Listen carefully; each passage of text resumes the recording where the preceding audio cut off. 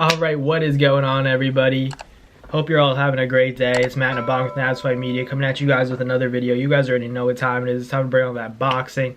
Today we're gonna be talking about boxing in its current state of not necessarily putting together the best fights that could be made. The best aren't necessarily fighting the best right now. I think it's one of the biggest problems with boxing. It's inevitable. I don't think it's anything that will ever go away, but it's definitely something that could be improved on for sure. Specifically because I wanted to talk about this because on Twitter, there's always a war, or on Reddit, any social media, you see the combat sports fans and, all the journalists, they're always arguing about is boxing, kind of on the decline, and MMA is, in the UFC specifically as an organization, about to surpass boxing. It's a very difficult thing to talk about because a lot of people say, it seems like the UFC has like a much faster growing fan base, especially now, all the young kids. That's true. I'd say that the younger generation is definitely, more inclined to watch a UFC fight as opposed to a boxing match just because of the brutality. Teenagers, young kids in their 20s, they love to see that kind of stuff. They love to see guys get bloody. They love to see the crazy knockouts, which are more, at least more recently, you can see that in more ways than one in the UFC or MMA as opposed to boxing. So I guess that's an element where, that's why, that's one of the reasons why people choose to watch MMA over boxing, or they side with MMA when they talk about what's the better combat sport. I really don't like to compare. I'm just, saying the differences between, both sports. The issue is that boxing can't really put together these fights because of the politics. In MMA, the UFC is the powerhouse. They're the nucleus of the MMA world. So it's not necessarily hard to make all of these fights happen. You can take the top 8 guys, make them fight each other, and it's no problem. Losers face each other. That's usually how it goes in the UFC. Interim fights, they have them just like that because we know in the sport of boxing you have different promoters. You have Top Rank, DAZN, that's a network, DAZN, but you have Matchroom, Eddie Hearn's a promoter, Al Heyman, PBC, Showtime.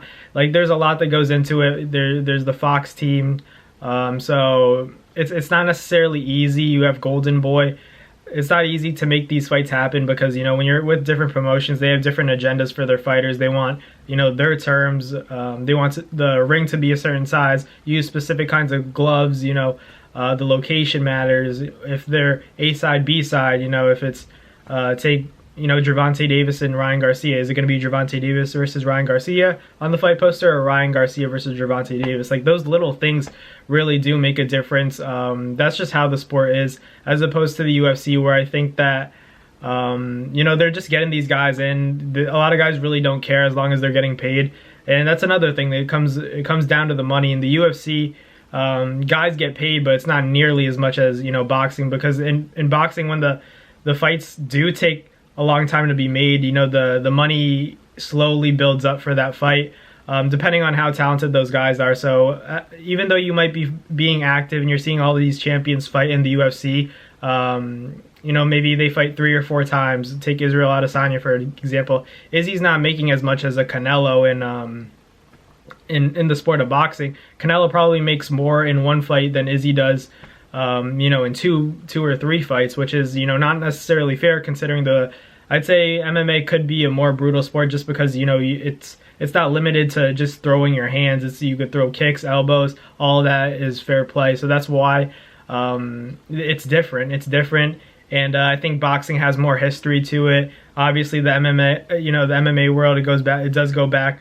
It has its roots, it has its history for sure, when, even before there were weight classes and it was really just a spectacle, kind of like a freak show. But now it's become such a dominant force, and, it's kind of become the center of the combat sports world, in hand with boxing.